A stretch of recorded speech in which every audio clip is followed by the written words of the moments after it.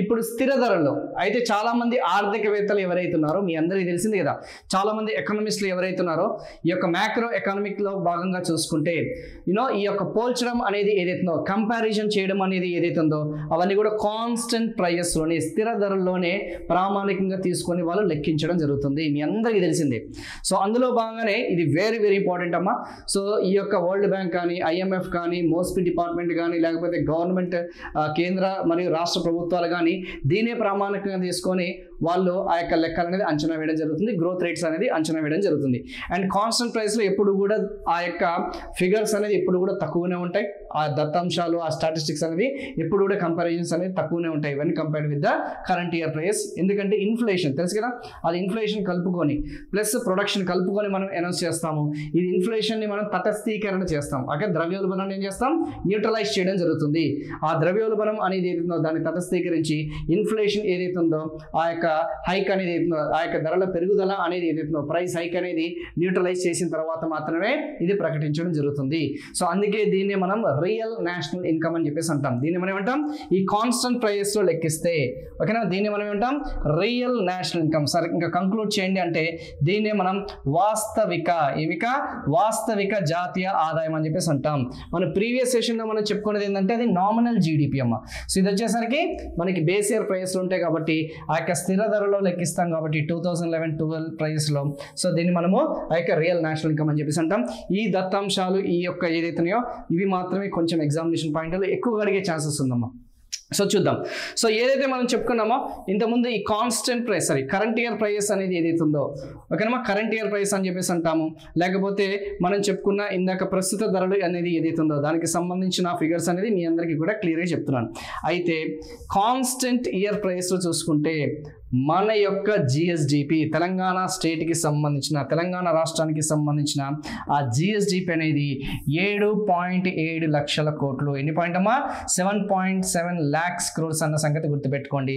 లక్షల కోట్లు అన్న సంగతి గుర్తుపెట్టుకోండి. ఈ ఫిగర్ అనేది మీ మైండ్లో ఎప్పుడు ఉండాలమ్మా.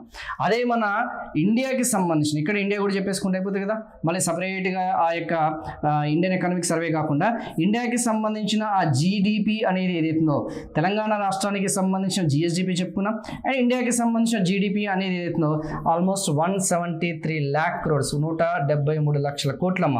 సో 294 లక్షల కోట్లు ఎక్కడ, 173 లక్షల కోట్లు ఎక్కడ, ఓకేనా. ఇది ఆల్మోస్ట్ మనకి 300 lakh crores అని చెప్పేసి అనొచ్చు. 3 trillion ఏదైతే ఉందో మనం చెప్పుకోవచ్చు, ఓకేనా. ఆల్మోస్ట్ చూసుకుంటే మనకి ఎస్ ఇది కొంచెం కంపారిజన్, ఈ ఫిగర్స్ రెండు కూడా కొంచెం గుర్తుపెట్టుకోవడానికి ప్రయత్నించడమా, ఖచ్చితంగా ఎగ్జామినేషన్లో అడిగే ఛాన్సెస్ ఉంది. అయితే అంతా బాగానే ఉంది సార్, మరి వాటా ఎంత? మరి వాటా అనేది మీ అందరికీ తెలిసింది కదా, ఇంతకుముందు మనం చెప్పుకున్నాము. ఆ యొక్క కరెంట్ ఇయర్ ప్రైస్లో చూసుకుంటే, ఓకేనా, ప్రస్తుత ధరలో చూసుకుంటే మన యొక్క వాటా అనేది ఎంత ఉందమ్మా, ఆ యొక్క జిఎస్డిపి షేర్ అనేది ఎంత ఉంది, కేంద్ర ఏదైతే మనం చెప్పుకున్న జీడిపిలో వాటా అనేది ఎంత శాతంగా ఉంది గుర్తు చేసుకోండి, 5% ఉంది. మరి అదే మనం చెప్పుకునే కాన్స్టెంట్ ఇయర్ ప్రైస్లో చూసుకుంటే, అదే మనకి స్థిర ధరల్లో చూసుకుంటే ఎక్కడ కూడా ఏ బుక్లో కూడా మెన్షన్ చేయలేదమ్మా. అదే మన తెలంగాణ రాష్ట్రానికి సంబంధించిన జిఎస్డిపి అనేది ఎంత ఉందో తెలుసా, 6.2%. యావరేజ్గా ఎంత ఉంది, 6.2% ఆఫ్ ది జీడిపి ఉంది. అంటే ప్రతి 100 రూపాయలు ఆ యొక్క ఉత్పత్తి అనేది జరుగుతుంది, ప్రొడక్షన్ జరుగుతుంది అనుకుంటే, వాల్యూ ఉందనుకుంటే, జాతీయ ఆదాయం అనుకుంటే, జీడిపి అనుకుంటే, జీవీఏ అనుకుంటే, అందులో 6 రూపాయలు యావరేజ్గా 6 రూపీస్ వచ్చేసి కంట్రిబ్యూషన్ వచ్చేసి తెలంగాణ స్టేట్ నుంచి వస్తుంది.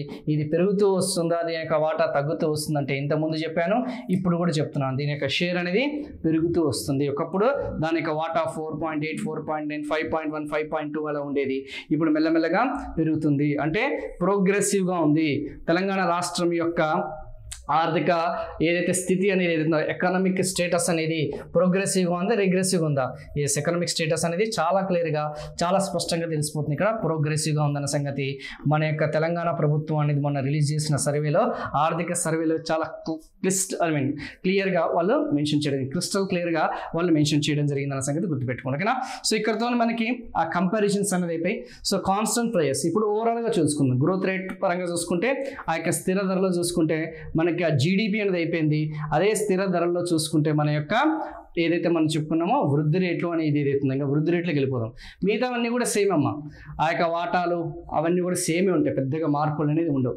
ఓన్లీ గ్రోత్ రేట్లు, జీడిపి, జిఎస్డిపి మాత్రమే మారుతాయి, కానీ మిగతా ట్రెండ్స్ కానీ అవి పెద్దగా ఉండవు. కానీ సర్వేలో ఏదైతే ఇచ్చాడో బడ్జెట్లో ఏదైతే మెన్షన్ చేశాడో దాని మీదనే మనకి బిట్స్ పడతాయి కాబట్టి అవి మాత్రమే నేను ఎక్కువగా ఫోకస్ చేస్తున్నాను. ఓకేనా? సో ఇప్పుడు మనకి వృద్ధి రేట్లు స్థిర ధరలో చూసుకుంటే, కాన్స్టెంట్ ప్రైస్లో చూసుకుంటే గ్లోబల్ యావరేజ్ అక్కడ చాలా క్లియర్గా మెన్షన్ చేశారు ఆ యొక్క బడ్జెట్లో. ప్రపంచ సగటు, ప్రపంచ వృద్ధి రేటు, ఎందుకంటే మీకు చెప్పాను అంతర్జాతీయ సంస్థలు కానీ, జాతీయ సంస్థలు కానీ, రాష్ట్ర సంస్థలు కానీ స్థిర ధరలు అనేది ప్రామాణికంగా తీసుకుంటారు, కాన్స్టెంట్ ప్రైస్ని తీసుకుంటారు. అందుకే మీకు ఇక్కడ గ్లోబల్, నేషనల్, మళ్ళీ రీజనల్ అనేది వచ్చేస్తుంది. సో ప్రపంచవ్యాప్తంగా అన్ని దేశాలతో కలుపుకుంటే ఆ యొక్క సగటు వృద్ధి రేట్ అనేది ఎంత ఉందమ్మా? వరల్డ్ ఏదైతే మనం చెప్పుకున్న గ్రోత్ రేట్ అనేది 3.2% ఉంది. అదే మనం చెప్పుకున్న తెలంగాణకి సంబంధించిన గ్రోత్ రేట్ అనేది 7.4% ఉంది. అదే ఇండియాకి సంబంధించిన గ్రోత్ రేట్ అనేది 7.6% అనేది గ్రోత్ రేట్ ఉంది. ప్రపంచవ్యాప్తంగా చూసుకుంటే 3.2% అనేది గ్రోత్ రేట్ ఉంది. మరి ఇందులో నుంచి మనకి ఇండియన్ ఎకానమీ నుంచి బిట్స్ అనేది ఎలా ఉన్నాయి? కేవలం తెలంగాణ ఎకానమీ కదమ్మా, ఇక్కడ ప్యారల్గా ఇండియన్ ఎకానమీ రిలేటెడ్ కూడా చెప్తున్నాం కాబట్టి ఇండియన్ ఎకానమీకి సంబంధించిన రిలేటెడ్ బిట్స్ అనేది ఏ విధంగా వచ్చే అవకాశాలు ఉన్నాయి, తెలంగాణకి సంబంధించిన రిలేటెడ్ బిట్స్ అనేది ఏ విధంగా వచ్చే అవకాశాలు అనేది ఇక్కడే మనం డిస్కస్ చేద్దాం. సపరేట్గా కాకుండా ఇక్కడే మనం డిస్కస్ చేసుకుంటే మనకు ఒక క్లారిటీ అనేది వస్తుంది. సో ఇక్కడ మీరు క్లోజ్గా అబ్జర్వ్ చేయండి. సో కాన్స్టెంట్ ప్రైస్లో చూసుకుంటే స్థిర ధరలు, మళ్ళీ ప్రస్తుత ధరలు చెప్పలేదు సార్ అంటే అది చెప్తాను నెక్స్ట్, అది కూడా ఉంటుంది. సో కాన్స్టెంట్ ప్రైస్లో చూసుకుంటే ఓకేనా, ఆ యొక్క స్థిర ధరల్లో చూసుకుంటే ఓకేనా ధరలో చూసుకుంటే ఆబ్వియస్లీ ఇండియాకి సంబంధించిన గ్రోత్ రేట్ ఎక్కువ ఉందా, లేకపోతే తెలంగాణ రాష్ట్రానికి సంబంధించిన గ్రోత్ రేట్ ఎక్కువ ఉందా అనేది చాలా క్లియర్గా తెలిసిపోతుంది. ఇండియాకి సంబంధించిన వృద్ధి రేట్ అనేది, భారతదేశానికి సంబంధించిన సగటు వృద్ధి రేట్ అనేది అధికంగా ఉంది when compared with the Telangana రాష్ట్రము. సో ఇది కూడా స్టేట్మెంట్ రూపంలో రావచ్చు, లేదా మేబీ జీడిపిలో నుంచి ఒక స్టేట్మెంట్ తీసుకొని, గ్రోత్ రేట్లో నుంచి ఒక స్టేట్మెంట్ తీసుకొని, ట్రెండ్స్ నుంచి ఒక స్టేట్మెంట్ తీసుకొని, కాంప్రహెన్సివ్గా, హోలిస్టిక్గా అన్ని కలిపి కూడా ఒక క్వశ్చన్స్ వస్తున్నాయి అమ్మా. ఈ మధ్య క్వశ్చన్ పేపర్ తగ్గట్టుగా మేము చెప్తున్నాము అంటే నేనని కాదు, పర్సనల్గా చాలామంది చెప్తుంటారు కదా ఇట్లా మనకి ప్రజెంట్ క్వశ్చన్ పేపర్ ట్రెండ్స్ అనేది ఏం లేదమ్మా. అన్నిటి మీద అవగాహన ఉండి పూర్తి స్థాయిలో క్వశ్చన్ అనేది బిట్ అనేది ఏ విధంగా అనేది మనం ఎక్స్పెక్ట్ చేయడం అనేది ఇలా మీరు కంపారిజన్ చేయాలి. ఓకే, అందులో నుంచి ఒక బిట్టు, ఇందులో నుంచి ఒక బిట్టు, ఇందులో ఒక బిట్టు, మరి ఎలా గుర్తుపెట్టుకోవాలి సార్ అంటే ఇవన్నీ కూడా డాటా అనేది మెమరీ చేయాల్సిందే, మనకి వేరే ఆప్షనే లేదు. అట్లీస్ట్ నేను చెప్పిన ఏదైతే ఉందో దాని మీద ఫోకస్ చేయడానికి ప్రయత్నించండి. At least you will be closer. ఖచ్చితంగా నా క్లాసెస్ వింటే అన్ని బిట్స్ పెడతారని నేను చెప్పట్లేదు. ఒక 50% పెట్టినా ఐఎమ్ సక్సెస్ఫుల్. నా క్లాస్ 100 మందిలో 50 మందికి చెప్పినా కానీ ఇట్స్ మోర్ దెన్ ఎనఫ్. ఓకేనా, మా సక్సెస్ రేట్ కంటే ఎక్కువనే అనుకోవచ్చు. ఓకేనా, సో ఎందుకంటే ఎగ్జామినేషన్ పాయింట్ ఆఫ్ వ్యూలో చెప్పడం వేరు, హోలిస్టిక్గా మనకి అకాడమిక్ పాయింట్ ఆఫ్ వ్యూలో చెప్పడం వేరు. ఈ యొక్క ఏదైతే మనం చెప్పుకున్న జనరల్గా ఒక సాధారణ ప్రజలకి ఏదైతే ఉందో ఆ యొక్క ప్రజలకి అర్థం చేయించే విధంగా వేరు. ఇప్పుడు నేను కాన్స్టెంట్ ప్రైస్ అన్నాను, కరెంట్ ప్రైస్ అన్నాను, మీకు ఈజీగా అర్థమవుతుంది. ఓకేనా, అకాడమిక్ పాయింట్ ఆఫ్ వ్యూకి అర్థమవుతుంది, సాధారణ ప్రజలకి అర్థమవుతుంది అవ్వదు కదా. సో కాకపోతే మనం ఏం చేస్తున్నాం అంటే కొంతమంది అది కూడా విడమర్చి డీటెయిల్గా ఇలా ఉంటుంది ఇలా ఉంటుందని చెప్పి పరిభాష అంటే జనరల్ లాంగ్వేజ్లో చెప్పడం జరుగుతుంది, లేమన్ లాంగ్వేజ్లో చెప్పడం జరుగుతుంది. కానీ మనం జీడిపి, జిఎస్డిపి ఫిగర్స్ డిస్కస్ చేసేటప్పుడు మాత్రం కొంచెం హై లెవెల్ కంటెంట్ ఉండేటట్టు చూసుకోండి. ఓకేనా, సో ఎందుకంటే ఈ మధ్య క్వశ్చన్స్ అనేవి కూడా అలాగే అడుగుతున్నాయి కాబట్టి సో కొంచెం రాసుకోండి, రన్నింగ్ నోట్స్ అనేది రాసుకోండి చాలా క్లియర్గా, చాలా స్పష్టంగా. మరి ఇండియాతోని కంపారిజన్ చేస్తే ఎక్కువగానే ఉంది, కరెక్టే కదా. తర్వాత వచ్చేసి తెలంగాణది ఉంది, తర్వాత వచ్చేసి వరల్డ్ ఉంది.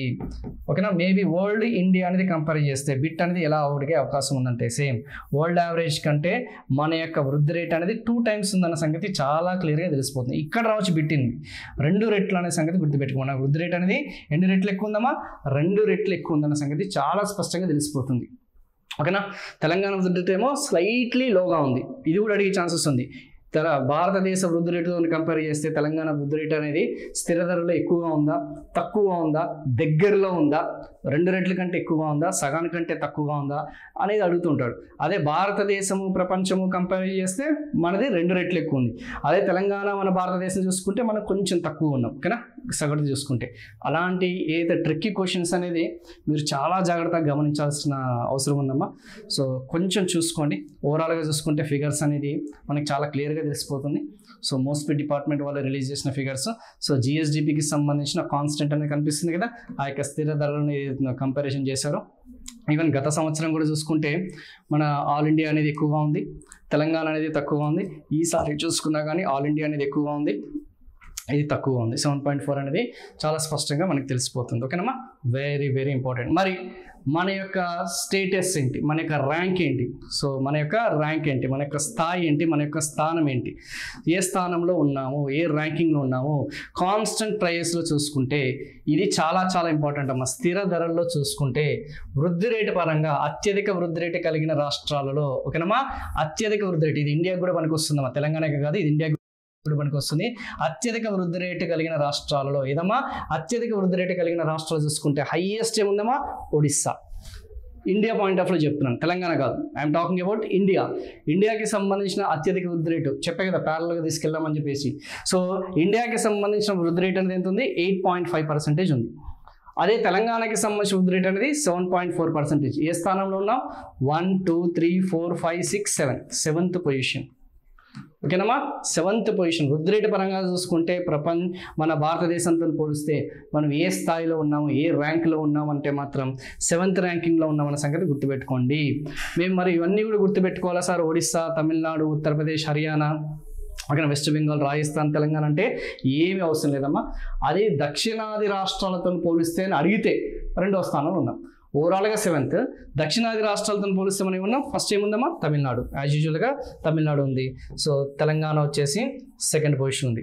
మేబీ ఒకవేళ, ఎందుకంటే ఇప్పుడు తెలంగాణ ప్రభుత్వం ఏదైతే ఉందో, కాంగ్రెస్ ప్రభుత్వం, ఒకప్పుడు టీడీపీ యొక్క చైల్డ్ దగ్గర, ఒకప్పుడు టీడీపీకి సంబంధించిన క్లోజ్ రిలేషన్స్ ఉన్నాయి కదా చంద్రబాబు టైంలో. మేబీ ఒకవేళ అడిగితే, మేబీ అనుకుంటున్నాను నేనైతే, ఎందుకంటే ప్రస్తుత ప్రభుత్వానికి సంబంధించిన విధానాలు చూస్తే, ఓకేనమ్మా, ఈ తెలంగాణకి సంబంధించిన వృద్ధి రేటు అనేది ఏ యొక్క వృద్ధి రేటుతోని సమానంగా ఉంది? యాదృచ్ఛికం తెలుసు కదా, కోయిన్సిడెన్స్. సో ఆంధ్రప్రదేశ్కి సంబంధించిన వృద్ధి రేటు లేకపోతే తెలంగాణకి సంబంధించిన వృద్ధి రేటు చరి సమానంగా ఉన్నాయా లేదా? ప్రస్తుత ధరల్లో ఏదైతే ఉందో, ఓకేనా, స్థిర ధరలో ఏదైతే ఉందో, కాన్స్టెంట్ ప్రైస్లో చూసుకుంటే, ఓకేనా, కాన్స్టెంట్ ప్రైస్లో చూసుకుంటే మేబీ నేను ఈసారి ఎక్స్పెక్ట్ చేసే బిట్ ఇదమ్మా. ఫస్ట్ ఇండియా లెవెల్లో క్వశ్చన్ హైయెస్ట్ గ్రోత్ రేట్ కలిగిన రాష్ట్రం ఏందనేది ఇది ఎక్స్పెక్ట్ చేస్తున్నాను. 2nd పొజిషన్ వచ్చేసి దక్షిణాది రాష్ట్రాలు, ఇది ఎక్స్పెక్ట్ చేస్తున్నాను. మేబీ ఓవరాల్గా మనకి అడిగితే మాత్రం మనం ఏ పొజిషన్లో ఉన్నామంటే 7th పొజిషన్లో ఉన్నాము. ఇదన్నా ఎక్స్పెక్ట్ చేయొచ్చు. చూడండి, ఒక్క ఫిగర్లో ఎన్ని విధాలుగా మనం అనాలిసిస్ అనేది చేయాలి. జనరల్ స్టడీస్ ఫ్యాకల్టీ కానీ, కరెంట్ అఫైర్స్ ఫ్యాకల్టీస్ కానీ, జనరల్గా సాధారణంగా చెప్పేవాళ్ళు ఇవన్నీ కూడా అనాలిసిస్ చేయలేరమ్మా. బయట వినే సర్వేలు, బయట వినే బడ్జెట్లు అవన్నీ కాదు. మనదంతా డెప్త్గా ఉంటుంది. కాంపిటేటివ్ పాయింట్ ఆఫ్ వ్యూలో గ్రూప్ 2, గ్రూప్ 1 మెయిన్స్ ఏదైతే ఉందో ఆ పాయింట్ ఆఫ్ వ్యూలో ఉంటుంది.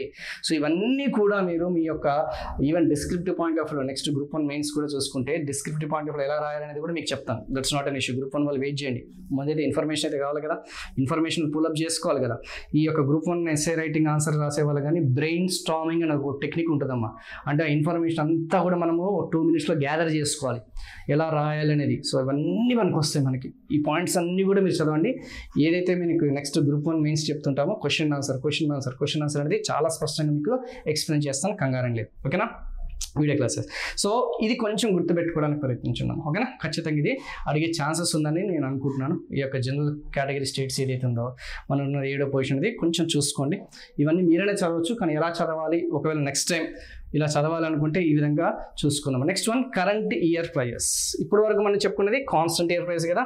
వృద్ధి రేటు పరంగా చూసుకుంటే ఏంటి సార్ మరి ఏంటంటే వృద్ధి రేట్ అనేది కరెంట్ ఇయర్ ప్రైస్ అనేది ఏదైతే ఉందో, ప్రస్తుత ధరలు అనేది మీరు కొంచెం చూసుకోండి. తప్పదా సార్ మేము ఇవన్నీ కూడా గుర్తుపెట్టుకోవాలంటే తప్పదమ్మా. మీకు తప్పదు, నాకు తప్పదు, వేరే ఆప్షన్ లేదు. ఓకేనా, there is no option. So Telangana రాష్ట్రానికి సంబంధించిన జిఎస్డిపి గ్రోత్ రేట్ అనేది 11.9% ఉంది వెన్ కంపేర్డ్ విత్ 9.1%. ఇది వృద్ధి రేటు.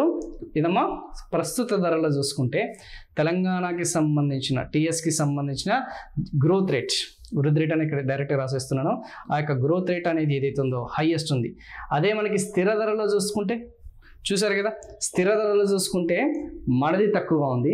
కరెంట్ ఇయర్ ప్రైస్లో చూసుకుంటే మనది ఎక్కువగా ఉంది. తెలంగాణ రాష్ట్రానికి అనేది ఎక్కువగా ఉందనే సంగతి చాలా స్పష్టంగా మనకి తెలిసిపోతుంది. సో ఇలాంటివేనమ్మా స్టేట్మెంట్ 1, స్టేట్మెంట్ 2 ఇస్తాడు.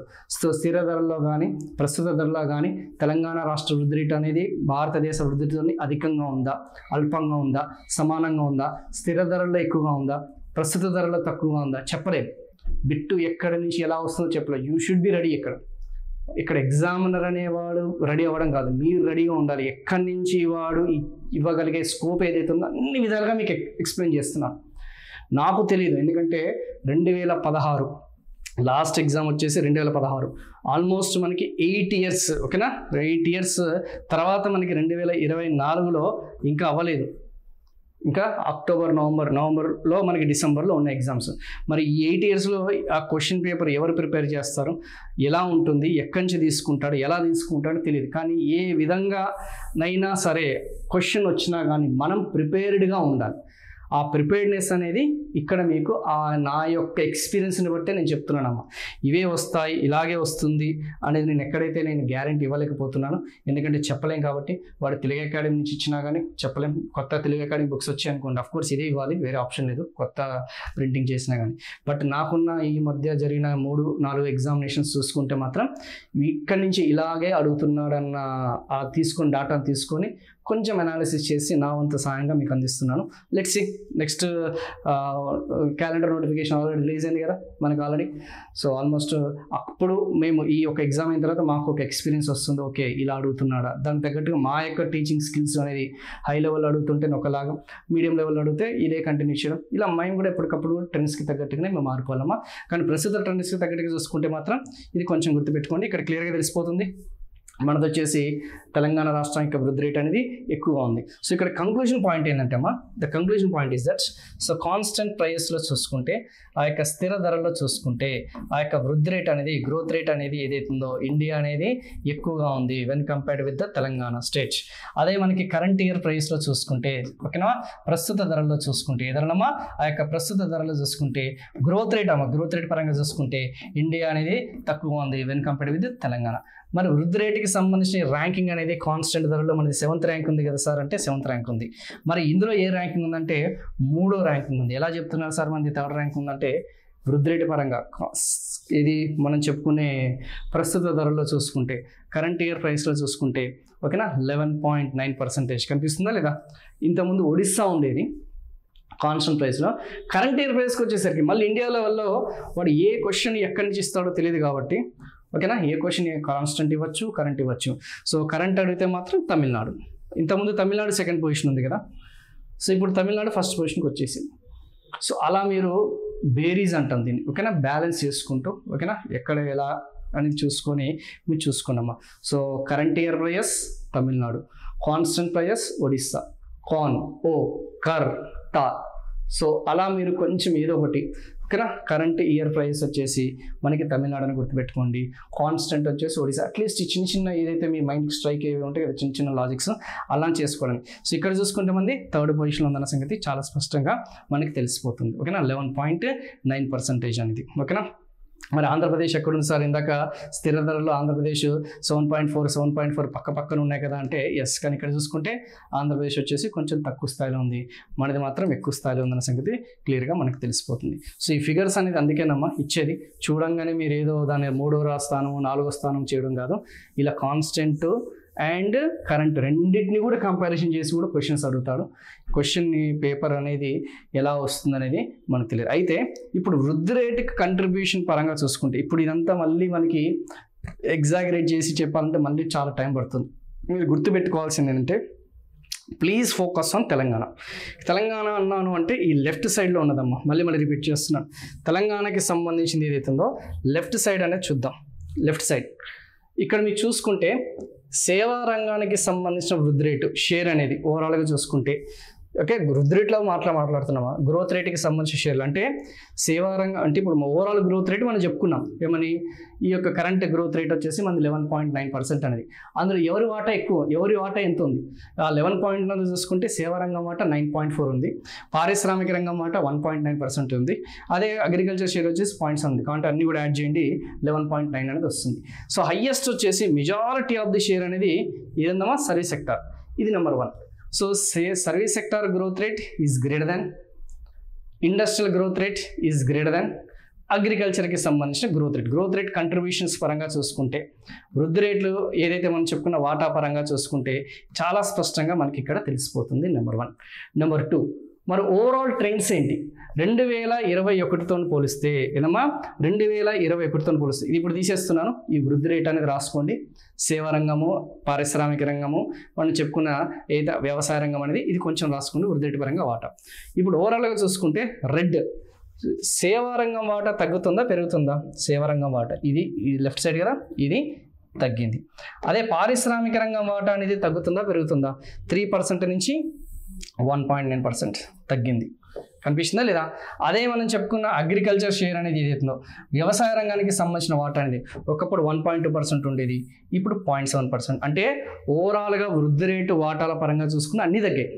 అది కూడా కొంచెం ఇంకా డెప్త్గా వెళ్ళాడు అనుకుంటే మాత్రం ఇది కూడా అడిగే ఛాన్సెస్ ఉంది. ఇది ఎందుకు చెప్తున్నారు సార్ అంటే సర్వేలో మెన్షన్ చేశాడు కాబట్టి. ఓకేనా, చెప్పాను మీకు బడ్జెట్ సర్వే కలిపి చదువుకుంటేనే క్లారిటీ వస్తుంది. బడ్జెట్ సపరేట్గా, సర్వే సపరేట్గా, తెలంగాణ ఆర్థిక వ్యవస్థ చదవడం అనేది ఆ విశ్లేషణ అనేది తప్పు, రాంగ్ అజంప్షన్. అందులో సగం ఉంటుంది, ఇందులో సగం ఉంటుంది. సో ఇప్పుడు మీకు ఒక కాంప్రహెన్సివ్ చూడండి, కన్సాలిడేటెడ్గా కంప్లీట్గా ఒక ప్యాకేజ్లా వచ్చిందా లేదా? సో ఈ యొక్క సెషన్ అనేది ఈ 1 hour 1.5 hour సెషన్ అనేది ఏదైతే ఉందో ఒక 5-6 పేపర్లో క్లుప్తంగా క్లియర్ కట్గా ఆర్డర్ ప్రకారంగా మనకు ఆ ఇన్ఫర్మేషన్ అంతా కూడా అలా పులప్ చేయాలమ్మా. ఇది చాలా టైం పడుతుంది మాకు. ఇది రాత్రి అందరిలాగా వచ్చి మేము చేయడం అనేది చాలా కష్టం. సో ఫ్యాకల్టీస్ వచ్చేసి స్టూడెంట్కి న్యాయం చేయాలనుకునేవాడు అలా చేయడు ఇట్లా. ఓకేనా, సో పైపైన చెప్పేసుకుంటూ పోతాడు. కానీ మేము దాన్ని రీసెర్చ్ చేయాలి కదా, ఖచ్చితంగా రీసెర్చ్ చేసిన తర్వాతనే ఇవన్నీ కూడా మాకు కుదురుతుందమ్మా.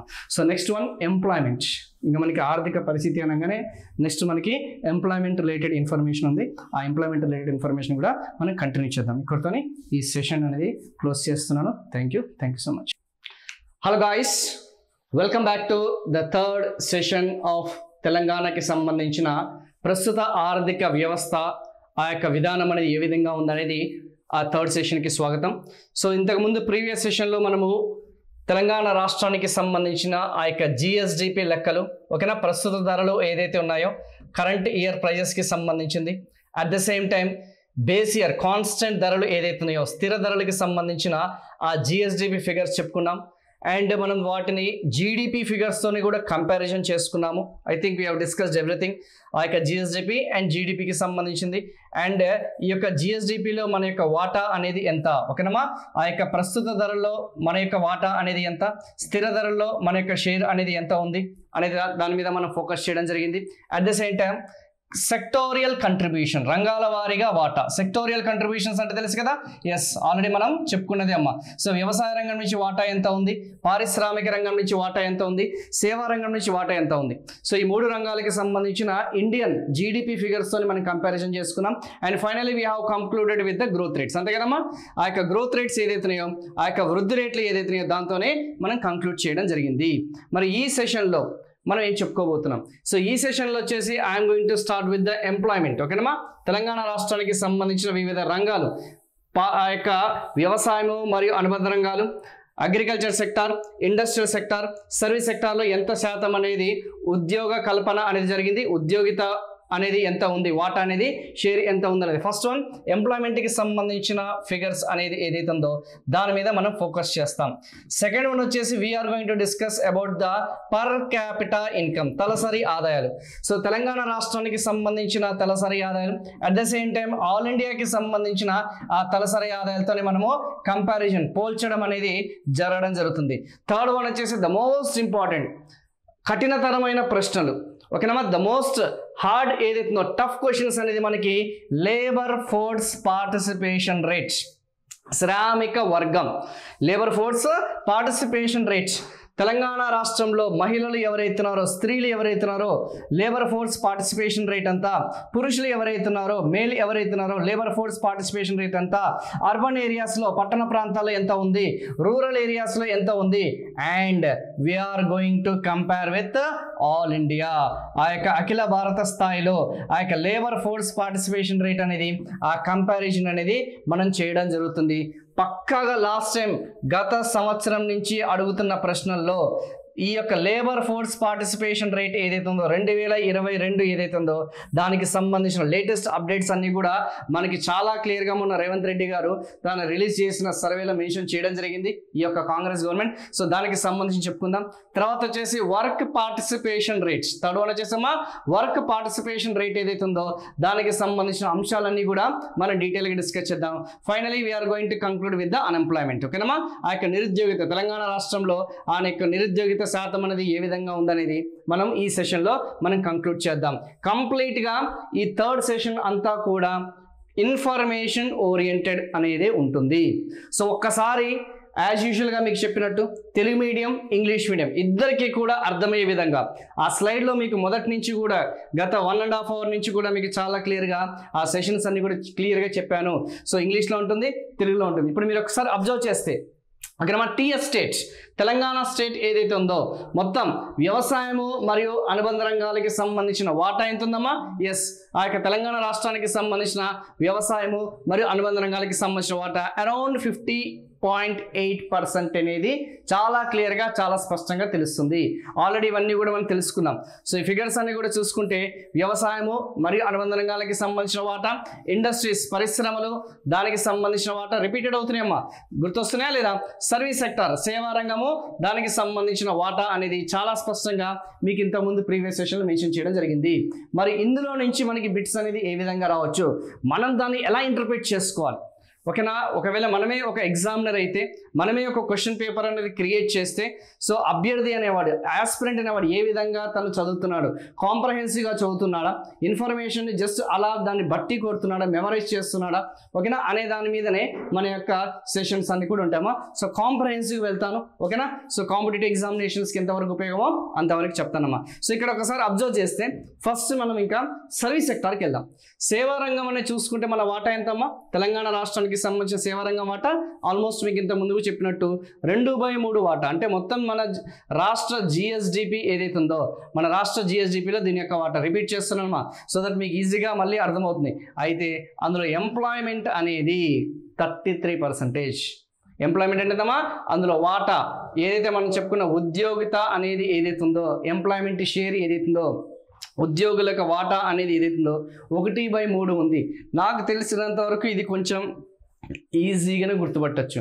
ఒక్కసారి క్లోజ్గా అబ్జర్వ్ చేస్తే జిఎస్డిపిలో వాటానేమో 2/3 వంతు, ఉద్యోగితలో వాటానేమో 1/3 వంతు. సో ఆ ఒక్కటి మాత్రం కొంచెం మెమరైజ్ చేసుకున్నామా. అత్యధికంగా మనకి జిఎస్డిపిలో కంట్రిబ్యూట్ చేసేది అదే.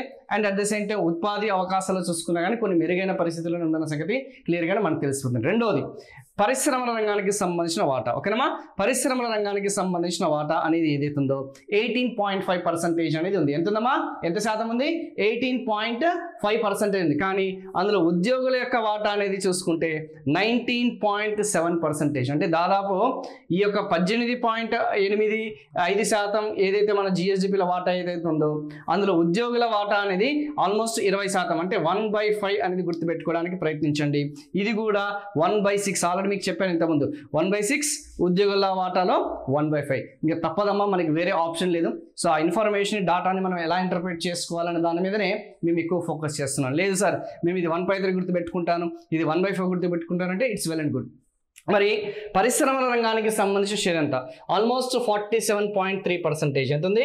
47.3%. అంటే దాదాపు మనకి 48% వేసుకోండి, లేదంటే సగం అనేది వేసుకోండి. అంటే మన యొక్క తెలంగాణ రాష్ట్రంలో ఆల్మోస్ట్ దాదాపు సగం ఏదైతే ఉందో ఆ యొక్క శ్రామిక జనాభా అనేది ఏదైతే ఉందో ఆ యొక్క labour force or work force అనేది ఏదైతే ఉందో ఎంప్లాయీస్ అనేవాళ్ళు ఆల్మోస్ట్ సగం దాదాపు దగ్గరగా సగం మంది మనకి ఉపాధి అవకాశాలు అనేది వ్యవసాయ రంగం నుంచి వస్తుంది.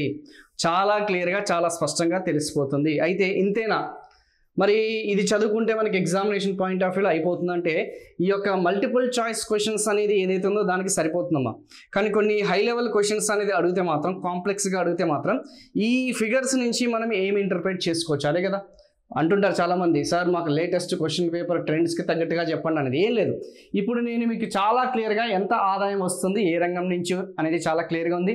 అండ్ ఏ రంగం నుంచి ఎంత ఉద్యోగిత కల్పన ఆర్ వర్క్ ఫోర్స్ ఉందని చెప్పాను. దీన్ని బట్టి మనం ఏం ఇంటర్ప్రిట్ చేసుకోవచ్చు. పర్టికులర్లీ గ్రూప్ 1 మెయిన్స్ రాసే వాళ్ళు ఎవరైతే ఉన్నారో, ఈ తెలంగాణ ఎకానమీ లాంటి ఏదైతే మనకి ఇన్ఫర్మేషన్ డేటా అనేది తక్కువ ఉంటుంది కాబట్టి బయట మార్కెట్లో చాలా క్లియర్గా తెలుస్తుంది. అసమానతలు, ఇన్ఈక్వాలిటీస్ చాలా క్లియర్గా, చాలా స్పష్టంగా ఇక్కడ చూసుకుంటే ఎవరైతే 1/3 వంతు వాటా ఎవరైతే ఉన్నారో, అంటే అసమానతలు అనేది ఎలా ఇంటర్ప్రిట్ చేస్తున్నారు సార్ అంటే వెరీ సింపుల్. 1/3 వంతు ఉన్న ఓకేనా ఆ యొక్క ఎంప్లాయ్మెంట్ షేర్ కలిగిన ఆ యొక్క సర్వీస్ సెక్టార్ అనేది ఎంత ఆదాయం ఉందమ్మా, వాళ్ళకి ఇన్కమ్ అనేది ఎంత ఉంది, ఇన్కమ్ ఇన్ ద సెన్స్ వాళ్ళ యొక్క జిఎస్డిపిలో దాని యొక్క షేర్ అనేది ఎంత ఇన్కమ్ అనేది కంట్రిబ్యూట్ చేస్తున్నారు, ఎంత ఆ యొక్క ఆదాయం అనేది వాళ్ళ యొక్క షేర్ అనేది ఉందమ్మా, వాటా అనేది ఉంది 2/3. అంటే చాలా స్పష్టంగా తెలిసిపోతుంది. సో ఎవరైతే 33 మంది ఎవరైతే ఉన్నారో దాదాపు 65 పైసలు అనేది ఏదైతే ఉందో వాళ్ళు సంపాదిస్తున్నారు. అంటే యావరేజ్గా 2 రూపీసే కదా, ఆన్ యావరేజ్ తీసుకుంటే 2 రూపాయలు. సో సేవా రంగంలో ఎవరైతే నిమగ్నలై ఉన్నారో, సర్వీస్ సెక్టార్లో ఎవరైతే ఎంగేజ్ ఉన్నారో యావరేజ్గా they are earning 2 rupees or they are creating the wealth is 2 rupees or the income generated is 2 rupees. ఆదాయం అనేది ఎంత సంపాదిస్తున్నారమ్మా, 2 రూపాయలు. అదే మనము సేమ్ ఇదేంటి సర్వీస్ సెక్టార్కి సంబంధించింది అంతే కదమ్మా, ఇది సర్వీస్ సెక్టార్కి సంబంధించింది. ఇప్పుడు ఎల్లో పార్ట్. నెక్స్ట్ వన్ వచ్చేసి ఇప్పుడు ఆరెంజ్ తీసుకుంటున్నాను. ఈ ఆరెంజ్ అనేది మనం చూసుకుంటే ఇప్పుడు మనము దీని క్వైట్ ఆపోజిట్ అగ్రికల్చర్ తీసుకుందాం. ఈ యొక్క వ్యవసాయ రంగం అనేది చూసుకుంటే వ్యవసాయ రంగం మీద ఎంతమంది ఆధారపడుతున్నారమ్మా, 48%. బట్ మనకి ఈ కన్వీనియంట్గా ఉంటుంది కాబట్టి నేను 50% అప్రాక్సిమేషన్ తీసుకుంటున్నాను. అంటే ఎంతమంది ఉన్నారమ్మా ఆ యొక్క వ్యవసాయం అని అనుబంధ రంగాల మీద ఎంతమంది నిమగ్నలై ఉన్నారు. ఎస్, ఇక్కడ వచ్చేసరికి ఈ యొక్క 1/3 మంది. సో ఇక్కడ ఆదాయం వచ్చేసి మనకి 2/3 అనమాట. సో అదే ఇక్కడ చూసుకుంటే వ్యవసాయం మరి అనుబంధ రంగాలు చూసుకుంటే ఏదైతే మనం చెప్పుకున్న 58% అనేది 48% అనేది ఎంప్లాయ్మెంట్ అనేది చాలా క్లియర్గా ఉంది. అదే అగ్రికల్చర్ షేర్లు చూసుకుంటే 16% మాత్రమే. ఓకేనా, ఎంత ఇన్కమ్ అనేది జనరేట్ చేస్తున్నారంటే 16% మాత్రమే.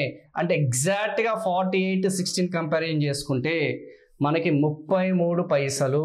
ఎంత పైసలమ్మా, 33 పైసా. అంటే సేవా రంగంలో ఎవరైతే ఎంగేజ్ అయినారో, సేవా రంగంలో ఎవరైతే ఎంగేజ్ అయ్యారో సో వాళ్ళు ఆన్ అండ్ యావరేజ్గా 2 రూపీస్ అనేది వాళ్ళు కంట్రిబ్యూట్ చేస్తుంటే మన తెలంగాణ రాష్ట్ర జిఎస్డిపికి, అదే మన అగ్రికల్చర్ సెక్టార్ అనేది ఏదైతుందో కేవలం 33 పైసా మాత్రమే వాళ్ళు కంట్రిబ్యూట్ చేస్తున్నారు. వాళ్ళ వాటా అనేది ఉంది, వాళ్ళ షేర్ ఉందన్న సంగతి చాలా స్పష్టంగా. అంతే కదమ్మా, 16 రూపాయలు/48 వేసుకుంటే మనకి అంతే వస్తుంది. అంతే కదా, 48 మంది 16 ఎలా వచ్చింది సార్ 1/3 అంటే క్లియర్గా తెలిసిపోతుంది. 16 3 48 అని చెప్పేసి చాలా క్లియర్గా, అంటే బేసిక్ మ్యాథమెటిక్స్ ఎవరైతే ఉన్నారో వాళ్ళకి క్లియర్గా తెలిసిపోతుంది. 1/33 పైసా అని చెప్పేసి I think it can easily understand.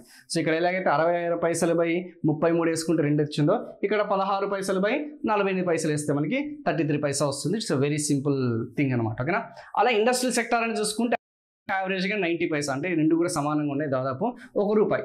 అంటే పారిశ్రామిక రంగం నుంచి యావరేజ్గా 1 రూపీ కంట్రిబ్యూట్ చేస్తున్నారు. ఆ యొక్క సర్వీస్ సెక్టార్ని చూసుకుంటే 2 రూపీస్ కంట్రిబ్యూట్ చేస్తున్నారు. అండ్ ఇన్కమ్ కూడా అంతే వస్తుంది కదా. వ్యవసాయ రంగం నుంచి అంటే ఇది దేనికి దారి తీస్తుంది, ఇన్ఈక్వాలిటీస్, అసమానతలకు దారి తీస్తుంది. గిని ఇండెక్స్ ఆల్రెడీ చదివే ఉంటారు కదా, గిని గుణకం అనేది.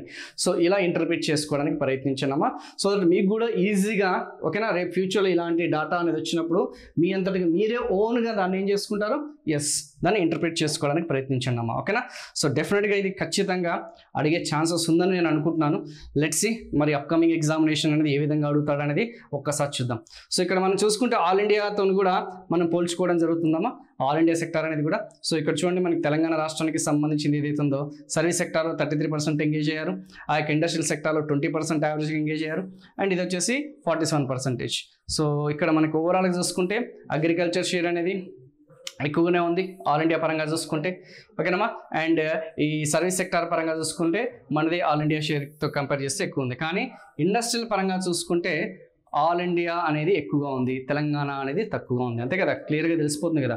అంటే ఇండస్ట్రియల్ సెక్టార్లో ఎంగేజ్ అయిన వాళ్ళ ఎంప్లాయ్మెంట్ అనేది ఇండియాలో మన తెలంగాణలో వచ్చేసి 20% ఉంటే ఇక్కడ వచ్చేసరికి 25% ఉంది. అంటే మన వాళ్ళు ప్రతి 5గురిలో ఒకరు వచ్చేసి ఇండస్ట్రియల్ సెక్టార్లో ఎంగేజ్ అయితే, అదే మనకి ఇండియాలో చూసుకుంటే ఓకేనా 1/4 అంటే 25% అనే వాళ్ళు ఎంగేజ్ అయిన సంగతి క్లియర్గా తెలిసిపోతుంది. ఇక్కడ 20% ఎంగేజ్ అయిన సంగతి క్లియర్గా తెలిసిపోతుంది. ఇవన్నీ కూడా జస్ట్ ఇంటర్ప్రిటేషన్స్ అమ్మా.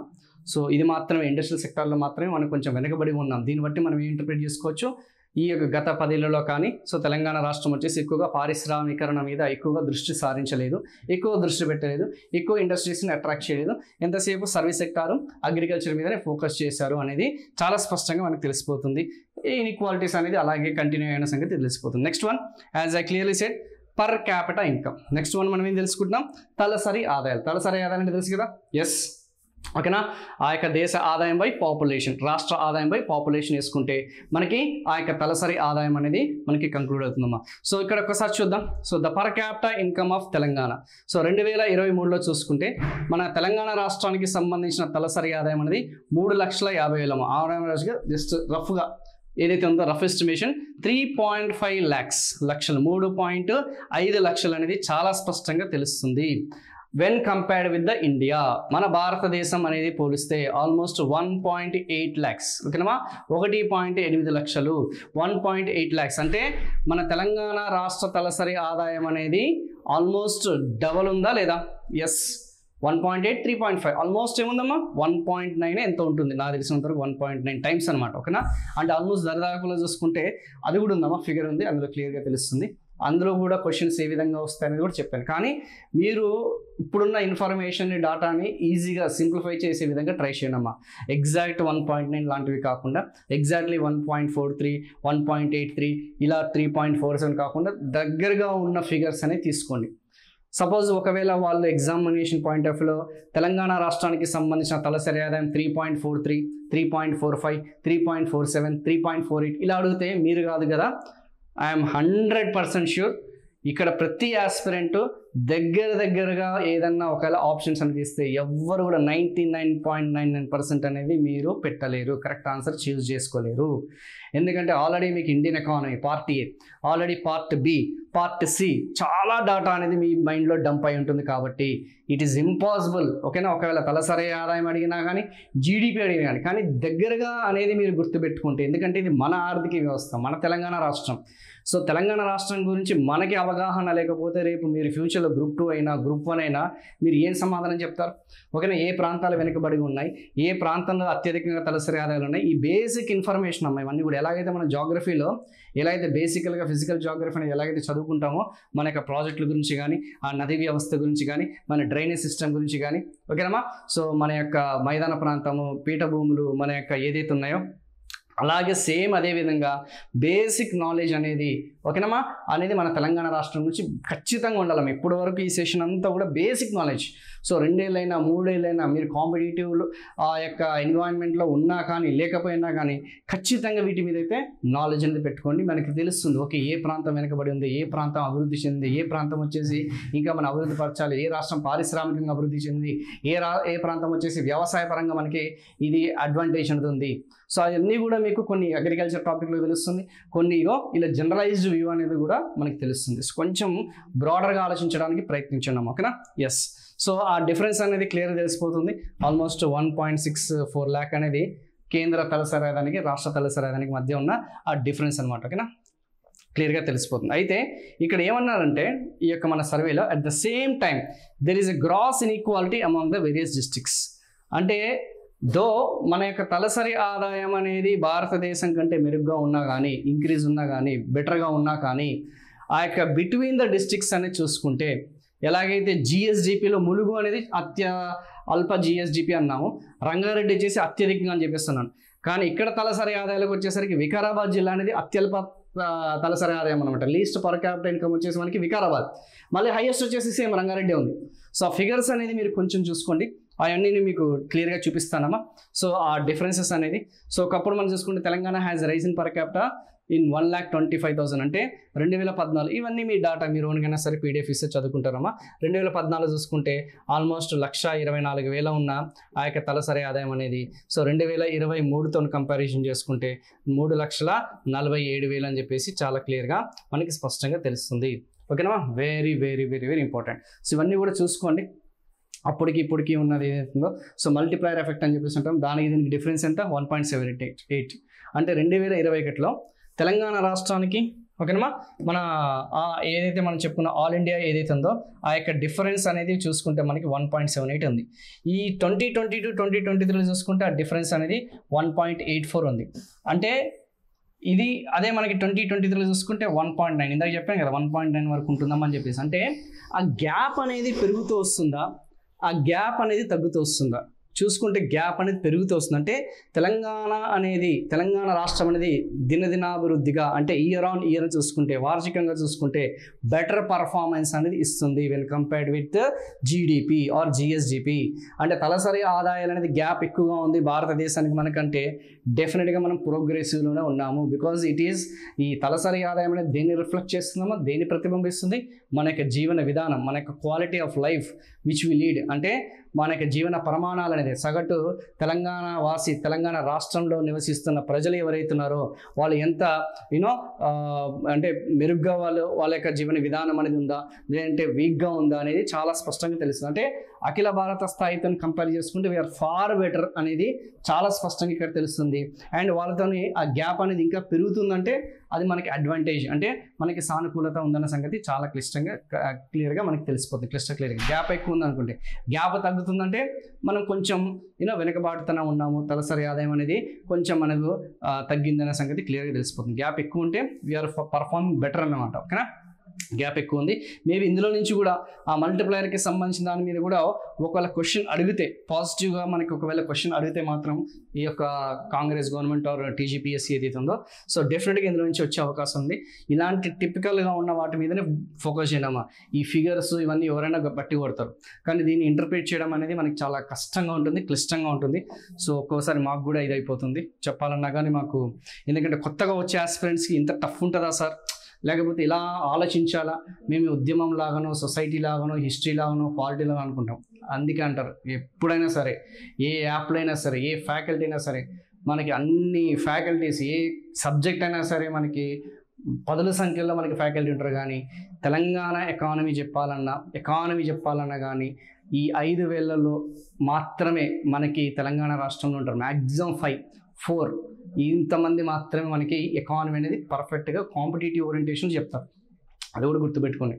ద టఫెస్ట్ సబ్జెక్ట్ అని చెప్పేసి ఊరికి అనరమ్మా, ఇదే డిసైడింగ్ పేపర్ అనేది ఈ పాటికి అర్థమై ఉండాలి. మరి ఈ 1 hour సెషన్ అనేది మీరు చూసుకుంటే క్లోజ్గా, now you should understand that this is the deciding paper. ఎందుకంటే ఈ డాటా అంతా కూడా మారుతూ ఉంటుంది. సో ఇప్పుడు మనకి ఈ తలసరి ఆదాయాలు, ఇంతకుముందు మనం జీడిడిపి అనుకున్నాం కదా, ఇప్పుడు తలసరి ఆదాయాల పరంగా చూసుకుంటే ఓవరాల్గా మన తలసరి ఆదాయం ఎంతమ్మా, ఇందాక మనం చెప్పుకున్నాం కదా, మన యావరేజ్కి సంబంధించిన ఎంత ఉంది తలసరి ఆదాయం 3,47,000, 3,47,000 అంతే కదమ్మా, 3,47,000 ఆన్ యావరేజ్గా. అంటే ఆ యొక్క సగటు తలసరి ఆదాయం తెలంగాణ రాష్ట్ర సగటు తలసరి ఆదాయం కంటే ఎన్ని జిల్లాలు మెరుగ్గా ఉన్నాయని అడుగుతాడు. 2 జిల్లాల, 3 జిల్లాల, 4 జిల్లాల, ఇక్కడ స్పష్టంగా తెలుస్తుంది. రంగారెడ్డి అండ్ హైదరాబాద్ కనిపిస్తుందమ్మా మనకి. రంగారెడ్డి అండ్ హైదరాబాద్ అని చూస్తే మనకి ఈ 2 జిల్లాలు మాత్రమే మన తెలంగాణ రాష్ట్ర సగటుకి ఎక్కువగా ఉంది. సో రంగారెడ్డి జిల్లా సగటు తలసరి ఆదాయం వచ్చేసి 9,46,000 హైయెస్ట్ అనమాట. హైదరాబాద్ వచ్చేసి దాదాపు 4,94,000. మిగతా అవన్నీ చూసుకుంటే సంగారెడ్డి ఇవన్నీ చూసుకుంటే తలసరి ఆదాయాలు అనేది రాష్ట్ర సగటు తలసరి ఆదాయం కంటే తక్కువనే ఉందన్న సంగతి చాలా స్పష్టంగా మనకు తెలుస్తుందమ్మా. సో లీస్ట్ వచ్చేసరికి వికారాబాద్, ఇందాక చెప్పినా కదా వికారాబాద్ అని చెప్పేసి.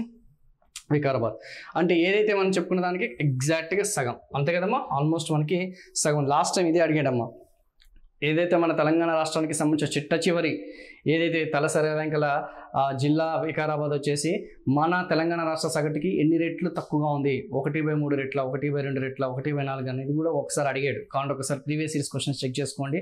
నేను చెప్పినవన్నీ కూడా యాజ్ ఇట్ ఈస్ ఉంటాయి. ఇంతకు మించి ఇస్తాడా సార్ అంటే ఇవ్వకపోవచ్చు, లేదంటే 1-2 బిట్లు పడే అవకాశాలు కూడా ఉన్నాయి. ఎందుకంటే నేను ఇలా ఇంటర్ప్రిట్ చేస్తున్నాను కదా అని చెప్పేసి ఇలాగే క్వశ్చన్ పేపర్ ఇస్తాడని లేదు. సో కాకపోతే మీ ఆలోచన దృక్పథం అనేది మారాలమ్మా. మీ సొంత ఏదైతే మనం చెప్పుకున్నావన్నీ మ్యాక్సిమం నేను ఇవ్వడానికి ప్రయత్నిస్తున్నాను. 90% ఐఎమ్ స్ట్రైవింగ్, 90% నాకున్న నాలెడ్జ్ అంతా కూడా మీకు ట్రాన్స్ఫర్ చేయడానికి ప్రయత్నిస్తున్నాను. బట్ అప్పుడప్పుడు మేము కూడా ఫ్యాకల్టీస్ కాబట్టి ఒక 10% 15% ఇన్ఫర్మేషన్ అది మా దగ్గర కూడా ఒక్కోసారి ఉండిపోతుంది. కాబట్టి మీకు అట్లీస్ట్ అది నేర్పించామనుకోండి, ఫ్యూచర్లో ఏ డాటా చూసినా కానీ ఓకే సార్ మనకి ఈ డాటాని ఎలా ఇంటర్ప్రిట్ చేస్తాడు అనే దాని మీదనే మీకు ఆ దృష్టి ఉండాలి. కానీ అది చూసేసి ఓకే 9 హైయెస్ట్ ఉంది, సెకండ్ హైయెస్ట్ ఉంది, లీస్ట్ ఉంది, చాలామంది అదే చేస్తారు, హైయెస్ట్ లీస్ట్ అయిపోయి క్లోజ్. కానీ దాన్ని ఎలా ఇంటర్ప్రిట్ చేయాలి, క్వశ్చన్ అడగడు కదా. సగటు తెలంగాణ రాష్ట్ర ఆదాయం తలసరి ఆదాయం సరి కంటే పైన ఉన్న ఎన్ని జిల్లాలు 2, కింద ఉన్నాయి మిగతా 31 జిల్లాలు. సో అలా మీరు ఇంటర్ప్రిట్ చేసుకోవడానికి ప్రయత్నించండమ్మా, లేదంటే చాలా కష్టంగా ఉంటుంది. ఓకేనా. So however during the same period Telangana's total డెప్ట్, ఎస్ ఇప్పుడు తెలంగాణకి సంబంధించిన ఆ యొక్క రాష్ట్ర అప్పులు అనేది ఏదైతుందో, ఓకేనమ్మా. సో 2014తో కంపేర్ చేస్తే తెలంగాణ రాష్ట్ర అప్పులు వచ్చేసి 72,658.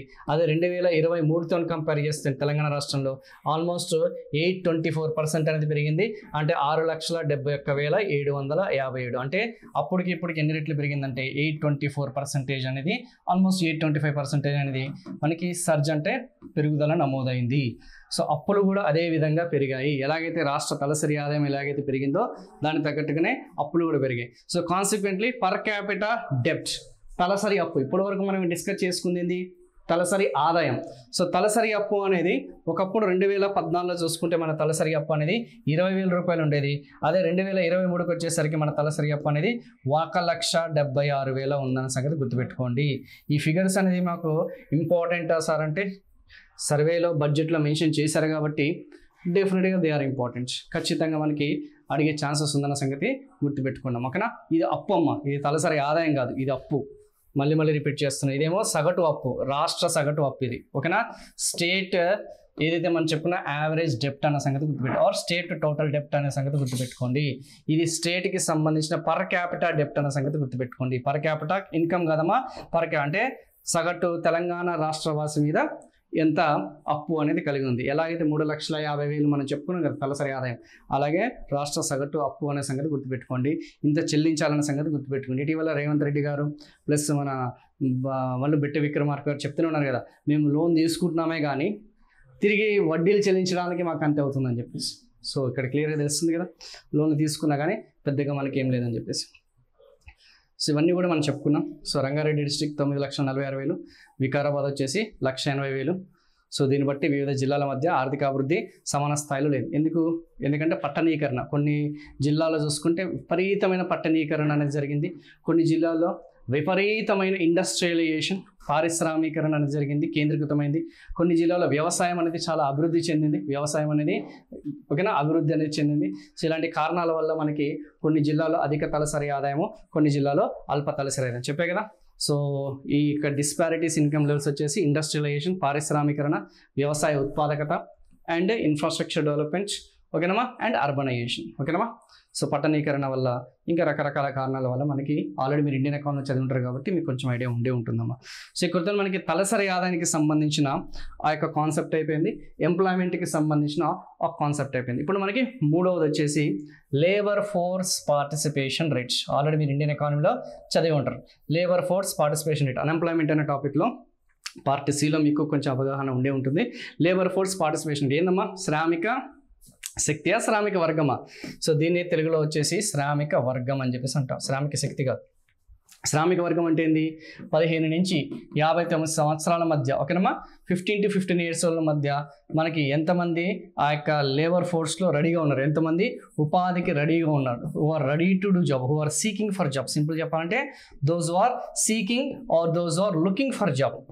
లుకింగ్ ఫర్ జాబ్ అంటే తెలుసు కదా. ఎస్, మేము ఉద్యోగ కల్పనలో లేదా ఉపాధిలో మేము రెడీగా ఉన్నాం, పని చేయడానికి రెడీగా ఉన్నాం అనే వాళ్ళని మనం అంటాం. ప్లస్ అదే 15 to 15 సీకింగ్ ఫర్ జాబ్ ఉన్నారు, ఇందులో ఎంప్లాయీస్ కూడా ఉంటారు.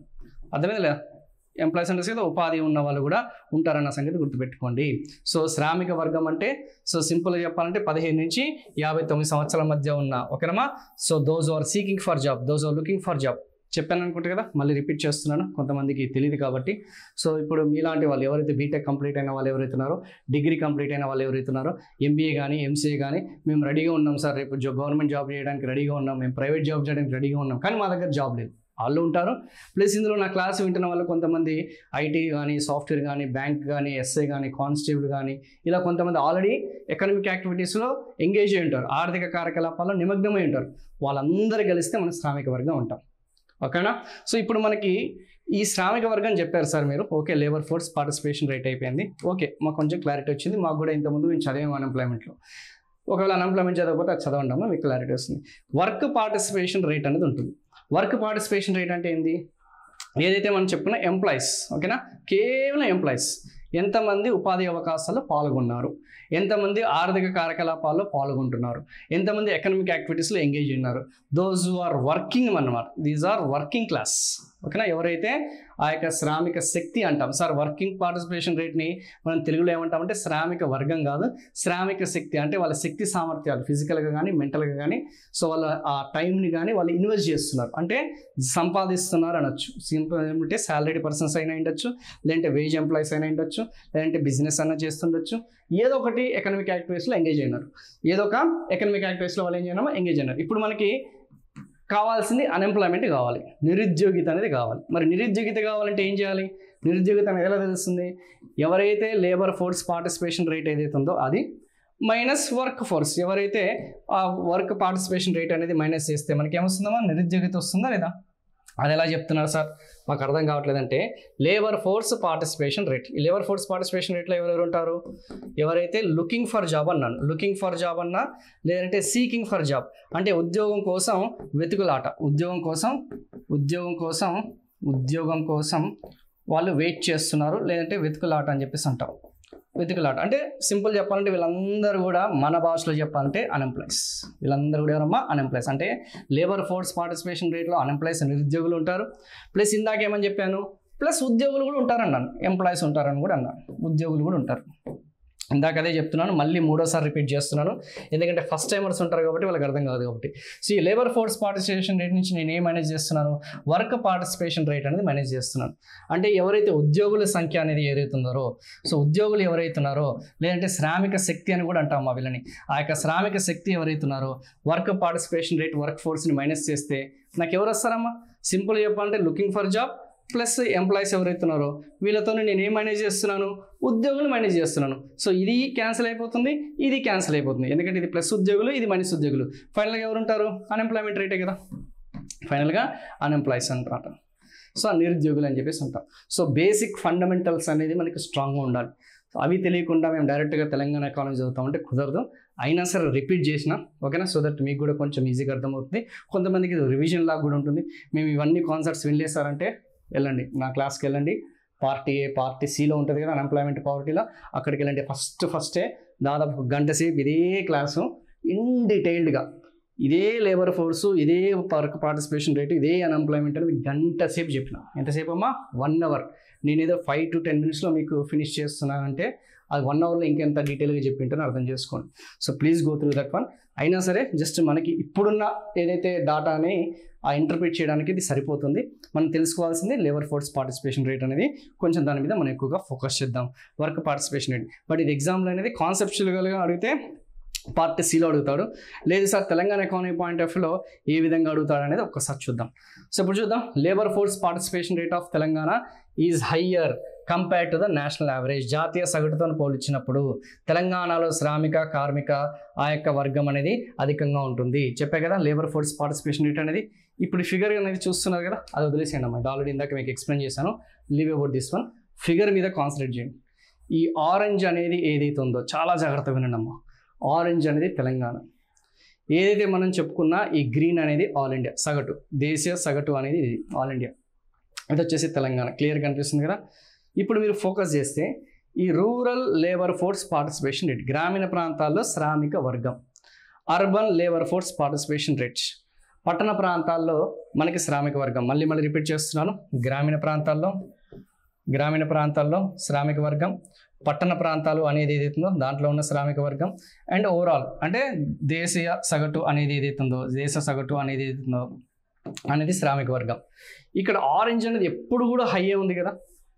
ఇక 73 Telangana orange, 55 Telangana orange, 66 orange. Sir మేము ఇవన్నీ 73, 55, 66 గుర్తుపెట్టుకోవాలా, లేదంటే ఇండియా 64, 55, 61 గుర్తుపెట్టుకోవాలంటే అవసరం లేదు, మనకి అవసరం లేదు. మీరు గుర్తుపెట్టుకోవాల్సింది ఈ యొక్క ఫిగర్ నుంచి మనం ఏం ఇంటర్ప్రిటేషన్ చేయొచ్చు, ఇక్కడ చాలా స్పష్టంగా మీకు ఆల్రెడీ రాపిచ్చానమ్మా. మీరు ఇది ఒక్కటి చదువుకుంటే సరిపోతుంది. అక్కడ దాన్ని బట్టి మనకి ఏమర్థమైపోతుందంటే, మేబీ అది రాయలేదనుకుంటా, ఎస్, ఈ లేబర్ ఫోర్స్ పార్టిసిపేషన్ రేట్ అనేది ఏదైతే ఉందో, శ్రామిక వర్గం అనేది ఏదైతే ఉందో ఇది రాసుకోండి అమ్మా, రన్నింగ్ నోట్స్ రాసుకోండి. శ్రామిక వర్గం పరంగా చూసుకుంటే గ్రామీణ ప్రాంతమైనా సరే, అంతే కదమ్మా, ఓకేనా. గ్రామీణ ప్రాంతమైనా సరే, పట్టణ ప్రాంతమైనా సరే, దేశ సగటు అయినా సరే, గ్రామీణ ప్రాంతమైనా సరే, పట్టణ ప్రాంతమైనా సరే, మళ్ళీ రిపీట్ చేస్తున్నాను, గ్రామీణమైనా సరే, పట్టణమైనా సరే, దేశ సగటైనా సరే. So rural areas, urban areas or total ఏదైతే ఉందో ఏదైనా సరే, ఈ మూడు కలిపితే Telangana state has higher labour force participation rate when compared with the India. Telangana రాష్ట్రానికే ఎక్కువ లేబర్ ఫోర్స్ పార్టిసిపేషన్ రేట్ అనేది ఉంది. ఎక్కువ మంది రెడీగా ఉన్నారు. ఏమని? మేము అంటే ఎక్కువ మంది రెడీగా ఉన్నారంటే those are looking for job and those are seeking for job and employees ఇద్దరు కలిసి కలిపితే. ఎందుకంటే లేబర్ ఫోర్స్ పార్టిసిపేషన్ రేట్ అన్నాను. అందులో ఇంట్లో ఉద్యోగులు ఉన్నారు, నిరుద్యోగులు ఉన్నారు. అంటే నిరుద్యోగులు అంటే ఎవరు? దోజు అంటే మేము రెడీగా ఉన్నాం జాయిన్ అవ్వడానికి అనే వాళ్ళు. సో గ్రామీణ ప్రాంతం అంటే ఒక రకంగా చెప్పాలంటే మన దగ్గర ఉన్న యువత అనేవాళ్ళు కానీ, లేకపోతే మధ్య వయస్కులు కానీ ఏదైతే ఉద్యోగంలో రావడానికి రెడీగా అంటే మార్కెట్లో మేము ఉద్యోగం చేయడానికి రెడీగా ఉన్న వాళ్ళు ప్లస్ ఉద్యోగులు కలిపితే తెలంగాణ స్టేట్ అనేది ఎక్కువగా ఉంది, తెలంగాణ రాష్ట్రంలో ఎక్కువ ఉన్న సంగతి చాలా క్లియర్గా, చాలా స్పష్టంగా ఇక్కడ తెలుస్తుంది. సో మళ్ళీ కావాలంటే ఒక్కసారి ఫిగర్ చూడండి, మీకు కొంచెం క్లారిటీ వస్తుంది. Please see the figure. Green అనేది ఆల్ ఇండియా, గ్రీన్ అనేది ఆల్ ఇండియా. సో గ్రామీణ ప్రాంతాల్లో ఓకేనా క్లియర్గా తెలిసిపోతుంది 64%. అర్బన్ ఏరియాస్లో 55%, ఓవరాల్గా 61%. అదే మనం చూసుకుంటే ఏదైతే మనం చెప్పుకున్న తెలంగాణలో చూసుకుంటే హైయెస్ట్ ఉంది. మరి వర్టికల్గా చూసుకున్నాం సార్, అంటే ఇండియా అండ్ తెలంగాణ కంపారిజన్ చేసాం కదా. మరి హారిజాంటల్గా చూసుకుంటే ఏది ఉంది? ఎప్పుడైనా గుర్తుపెట్టుకోండి, గ్రామీణ ప్రాంతంలోనే శ్రామిక వర్గం ఎక్కువ. ఎందుకు సార్ గ్రామీణ ప్రాంతంలోనే శ్రామిక వర్గం ఎక్కువ? 2011 జనాభా పరంగా చూసుకుంటే దాదాపు 61%, అంతే కదమ్మా, ఆల్మోస్ట్ 61% వచ్చేసి ఓకేనమ్మా ఎక్కడ రిసైడ్ అయ్యారు? ఎస్, గ్రామీణ ప్రాంతాల్లో. So obviously labour force participation rate కూడా అక్కడ ఎక్కువ ఉంటుంది. అండ్ కేవలం 39% మాత్రమే ఓకేనమ్మా, 31% మాత్రం, ఇది 69 అమ్మా, సారీ 61 కాదు, 69% మంది ప్రజలు వచ్చేసి గ్రామీణ ప్రాంతాల్లో నివసిస్తున్నారు. పట్టణ ప్రాంతాల్లో కేవలం 31% నివసిస్తున్నారు. ఓకేనమ్మా. సో అందుకే మీకు అది తెలుసు కాబట్టి ఆ లెక్కలు అనేది మీకు జనాభా డెమోగ్రఫీ అనేది ఐడియా ఉంది కాబట్టి సో మీకు క్లియర్గా తెలుస్తుంది. తెలంగాణ అయినా సరే లేకపోతే ఆల్ ఇండియా అయినా సరే రెండిట్లో కంపేర్ చేసుకున్న ఆ రూరల్ ఏరియాస్లో ఎక్కువ ఉంది, అర్బన్ ఏరియాస్లో తక్కువ ఉంటుంది. సగటు అనేది మిడ్లో ఉంటుంది అన్న సంగతి గుర్తుపెట్టుకోండి. అది జనరల్గా కామన్ అమ్మ, కామన్ సెన్స్తో చూసుకుంటే ఎప్పుడైనా సరే గ్రామీణ ప్రాంతాల్లో ఎక్కువ ఉంటుంది, పట్టణ ప్రాంతం తక్కువ ఉంటుంది. బట్ వర్టికల్గా చూసుకుంటే కంపారిజన్ చేసుకున్నా కానీ మన తెలంగాణ రాష్ట్రానికి ఎడ్జ్ ఎక్కువ ఉందన్న సంగతి రన్నింగ్ నోట్స్లో రాసుకోండి, లేదంటే ఇది రాసుకోవడానికి ప్రయత్నించండి. ఓకేనా, వెరీ వెరీ ఇంపార్టెంట్. మరి జెండర్ పరంగా చూసుకుంటే లింగం ఓకేనమ్మా. సో స్త్రీలకి సంబంధించిన జెండర్ పరంగా చూసుకుంటే ఇంకా డైరెక్ట్ పాయింట్కి వెళ్ళిపోతున్నామమ్మా. సో ఇదేంటంటే ఇందులో ఇన్ఫర్మేషన్ ఎక్కువగా ఉంటుంది, కాన్సెప్ట్ తక్కువ ఉంటుంది. ఇన్ఫర్మేషన్ తెలుసు కదా, సమాచారం, ఆ సమాచారాన్ని మనం ఎలా డీకోడ్ చేయాలి, ఎగ్జామినేషన్ పాయింట్ ఆఫ్ లో వాళ్ళు ఎలా అడుగుతాడు. కాబట్టి ప్రీవియస్ ఇయర్స్ క్వశ్చన్ చెక్ చేసుకున్నాం, వీటి మీదనే చాలా క్వశ్చన్స్ అడిగాడు. Once you go and check it. So 2022 labour force participation rate అనేది ఒకసారి చెక్ చేయండి. ఇందులో నుంచి కొన్ని క్వశ్చన్స్ వచ్చాయి చూడండి. ఈ యొక్క స్త్రీలు ఏదైతున్నాయో తెలంగాణ స్టేట్ అనేది లేబర్ ఫోర్స్ పార్టిసిపేషన్ రేట్ అనేది ఎక్కువ ఉందా తక్కువ ఉందా?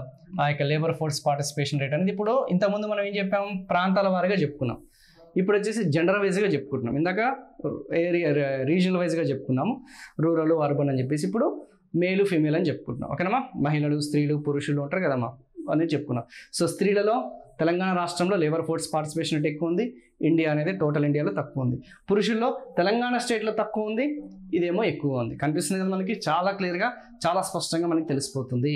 మరి లేబర్ ఫోర్స్ పార్టిసిపేషన్ రేట్ అనేది టోటల్గా చూసుకుంటే ఎవరిది ఎక్కువ ఉందమ్మా? తెలంగాణ స్టేట్ది ఎక్కువ ఉంది. ఇందాక చెప్పుకున్నాం కదా, టోటల్ అనేది ఎప్పుడైనా సరే ఓవరాల్గా చూసుకుంటే మంది ఎక్కువ ఉందన్న సంగతి గుర్తుపెట్టుకోండి పర్సంటేజ్ పరంగా.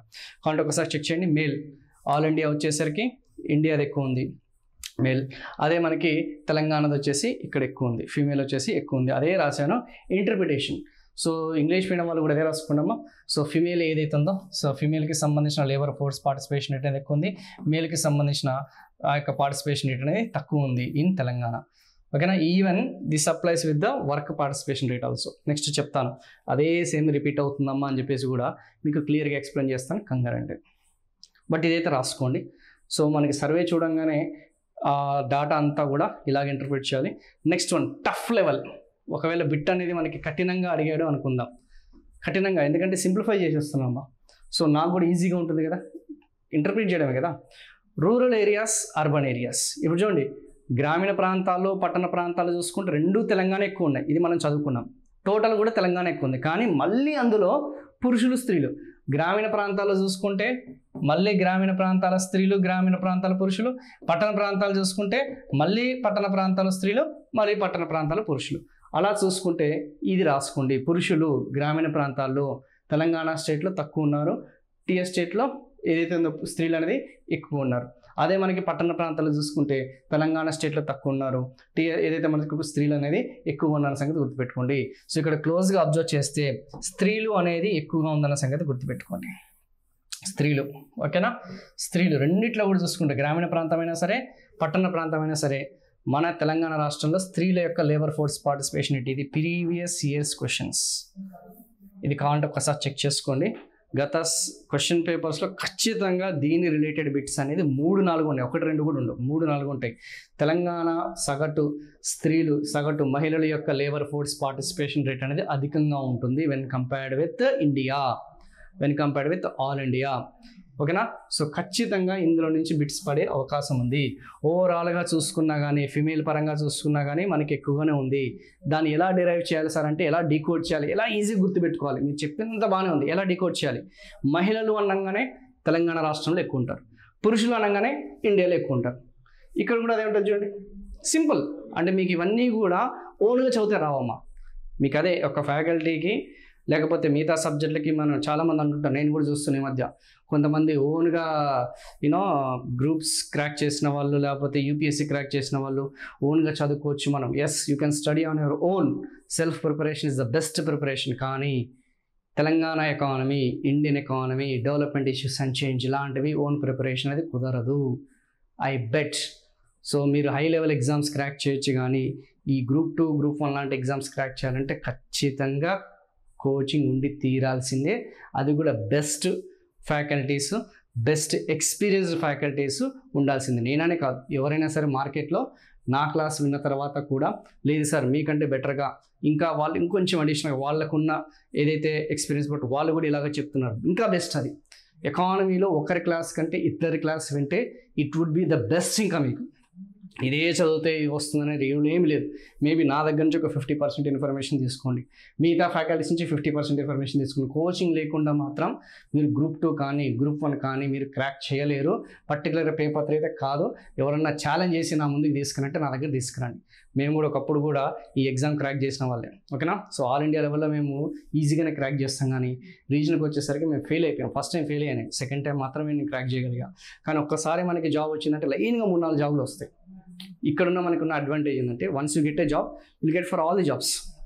అన్నిటికీ ఏదో ఒకటి జాబ్ అనేది సెలెక్ట్ అవుతూనే ఉంటాం. జాబ్ రానంత వరకే మనకి ఏ జాబ్ రాదు, కానీ వస్తే అంటే అన్నీ వస్తుంటాయి. సో కాకపోతే మనకి ఇవన్నీ కూడా మనకి తెలిసి ఉండాలమ్మా. We should know everything. ఇలాంటివన్నిటిని కూడా మనకి కొంచెం టెక్నికల్గా స్కిల్డ్గా ఉన్న, ఏదైతే ఎక్స్పీరియన్స్డ్గా ఉన్న మీ ఫ్రెండ్స్ కానీ, మీ యొక్క మెంటర్స్ కానీ, ఫ్యాకల్టీస్ కానీ, గైడెన్స్ ఇచ్చే వాళ్ళని కొంచెం ఇవన్నీ కూడా చెప్తుంటారు, కొంచెం చూసుకోండి. వాళ్ళకు కూడా కొన్ని తెలియవు ఇవన్నీ కూడా, ఓకేనమ్మా? సో స్త్రీలు అనగానే మనది ఎక్కువ ఉంటుంది, పురుషులు అనగానే ఇండియాది ఎక్కువ ఉంటుంది. సో ఇలాంటి ట్రిక్స్ కొంచెం తెలుసుకోండి. అది గ్రామీణ ప్రాంతమైనా సరే, పట్టణ ప్రాంతమైనా సరే, ఆల్ ఇండియా అయినా సరే, రూరల్ అయినా సరే, ఏదైనా సరే. సో ఇలాంటివన్నీ కూడా స్టార్ మార్క్ పెట్టుకొని, ఓకే ఫ్యూచర్లో మనం రివైజ్ చేసేటప్పుడు, ఓకేనా, ఇవన్నీ రీకాల్ చేసేటప్పుడు, సో రివ్యూ చేసుకునేటప్పుడు ఇవన్నీ కూడా ఈజీగా ఉంటుందనేది గుర్తుపెట్టుకోండి, ఓకేనా? Very very important. సో శ్రామిక జనాభా పరంగా చూసుకుంటే, సో గ్రామీణ ప్రాంతాల్లో టీఎస్ ఎక్కువ ఉంది, ఓకేనమ్మా? సో వర్క్ పార్టిసిపేషన్ రేట్, శ్రామిక జనాభా కాదు, శ్రామిక శక్తి. ఇప్పటివరకు మనం డిస్కస్ చేసుకునేది ఏందమ్మా? Till now what we have discussed it. ఇప్పటివరకు మనం లేబర్ ఫోర్స్ పార్టిసిపేషన్ రేటే కదా, yes, labour force participation rate అనేది మనం ఫినిష్ చేసాం. ఇంతకుమించి నాకు తెలిసినంతవరకు మ్యాక్సిమం 100కి 90% బిట్స్ ఎల్ఎఫ్పిఆర్ మీద నుంచే పడుతున్నాయి. మేబీ ఒకవేళ ఆ బౌండరీ నుంచి క్రాస్ చేశాడంటే వర్క్ పార్టిసిపేషన్ రేట్ మీద పడుతుంది, లేదు అనుకుంటే అన్ఎంప్లాయ్మెంట్ మీద పడుతుంది. అది కూడా లేటెస్ట్ అనే దాని మీద ఫోకస్ చేయండి. ఎందుకంటే ఈ ఎల్ఎఫ్పిఆర్ అనేది ఏదైతే ఉందో అది వర్క్ పార్టిసిపేషన్ రేట్ అనేది మైనస్ చేస్తే మనకు వచ్చేది అన్ఎంప్లాయ్మెంట్ రేట్ అన్న సంగతి గుర్తుపెట్టుకోండి. కానీ ఎక్కువగా అడిగేది దీని మీద మన వాళ్ళు ఫోకస్ చేస్తున్నారమ్మా. ఎక్కువగా శ్రామిక వర్గం అనే దాని మీదనే వాళ్ళు ఫోకస్ చేస్తున్నారు. కానీ ఏదైతే ఎల్ఎఫ్పిఆర్లో ఏదైతుందో అదే మనకి డబ్ల్యూపీఆర్లో కూడా ఉందన్న సంగతి గుర్తుపెట్టుకోండి. అదే మనకి డబ్ల్యూపీఆర్లో ఉందన్న సంగతి చూసారా? Same repeat. Worker population ratio ఉంది కదా, డబ్ల్యూపీఆర్ సేమ్ అనమాట. తెలంగాణ స్టేట్ మేల్ వచ్చేసి తక్కువ ఉందా లేదా? ఇందాక చెప్పే కదా, తెలంగాణ స్టేట్ తక్కువ ఉంది, ఇండియా ఎక్కువ ఉంది. అదే మీ ఫీమేల్ వచ్చేసరికి తెలంగాణ స్టేట్ ఎక్కువ ఉంది, ఇండియా తక్కువ ఉంది. అదే మళ్ళీ ఫిమేల్ మేల్ చూసుకున్నా కానీ సేమ్. మేల్ వచ్చేసరికి చూసారా ఇండియాలో ఎక్కువ ఉంది, ఫిమేల్ వచ్చేసరికి తెలంగాణలో ఎక్కువ ఉంది. అర్బన్ ఏరియాస్లో మేల్ అనేది ఇండియా ఎక్కువ ఉంది, ఫిమేల్ అనేది తెలంగాణలో ఎక్కువ ఉంది. Same repeat previous LFPR WPR same repeat అవుతాయమ్మా. పెద్దగా మార్పు ఏమి ఉండదు, అది చదువుకుంటే సరిపోతుంది. సో నాకు తెలిసినంత వరకు మ్యాక్సిమం ఇన్ఫర్మేషన్ అది ఇచ్చాను. మళ్ళీ కావాలంటే ఒక్కసారి మీకోసం ఎవరైతే స్లో లెర్నర్స్ ఎవరైతే ఉన్నారో, అంటే సార్ మాకు ఇది అర్థమైంది, మాకు చాలా క్విక్గా ఉన్నాం, మేము సీనియర్ ఆస్పిరెంట్స్, మీరు ముందుకు వెళ్ళిపోండి అన్నప్పుడు నేను ముందుకు వెళ్ళలేను, మీరు ఒక్కసారి ఫాస్ట్ ఫార్వర్డ్ చేసుకోండి. లేదు సార్ మేము స్లో లెర్నర్స్, మేము దో వీఆర్ సీనియర్స్, మేము ఎకానమీ అనేది తెలంగాణ ఎకానమీ ఇప్పుడే ఫస్ట్ టైం వింటున్నామన్న వాళ్ళకి లేబర్ ఫోర్స్ పార్టిసిపేషన్ రేట్ అనేది మళ్ళీ రిపీట్ చేస్తాను. లేబర్ ఫోర్స్ పార్టిసిపేషన్ రేట్ అనేది ఓవరాల్గా చూసుకుంటే తెలంగాణ స్టేట్ అనేది ఎక్కువ ఉంది when compared with the India. So A labour force participation rate అనేది ఓవరాల్గా చూసుకుంటున్నాము, ఓవరాల్ అనొచ్చు, లేదంటే మొత్తం అనొచ్చు, టోటల్ అనొచ్చు, ఓకేనా. సో అదే మేల్ పరంగా చూసుకున్నా సరే, అర్బన్ ఏరియాస్ పరంగా చూసుకుంటే, పట్టణ ప్రాంతాలు చూసుకున్నా కానీ టీఎస్ అనేది ఓవరాల్గా ఎక్కువ ఉంటుంది. అర్బన్ ఏరియాస్లో కూడా తెలంగాణ స్టేట్ అనేది ఎక్కువ ఉంది, రూరల్ ఏరియాస్లో కూడా తెలంగాణ స్టేట్ ఎక్కువ ఉంది. ఇది రాసుకుంటే షార్ట్ కట్ సరిపోతుంది. గ్రామీణ ప్రాంతమైనా సరే, పట్టణ ప్రాంతమైనా సరే, ఓవరాల్గా ఫస్ట్ ఫిగర్ చూపించాను కదా, తెలంగాణ స్టేట్ అనేది సగటున లేబర్ ఫోర్స్ పార్టిసిపేషన్ రేట్ అనేది ఎక్కువ ఉంది, ఓకేనా. అదే ఎక్కడైనా సరే ఫీమేల్ అని కనపడంగానే, ఫీమేల్ అనే వర్డ్ కనపడంగానే, అది రూరల్ ఏరియా అయినా సరే, అర్బన్ ఏరియా అయినా సరే, లేదంటే ఓన్లీ ఫీమేల్ అయినా సరే, బ్లైండ్గా మీరేం వెళ్తారు, TS is greater than India అని రాసుకోండి. TS is greater than India.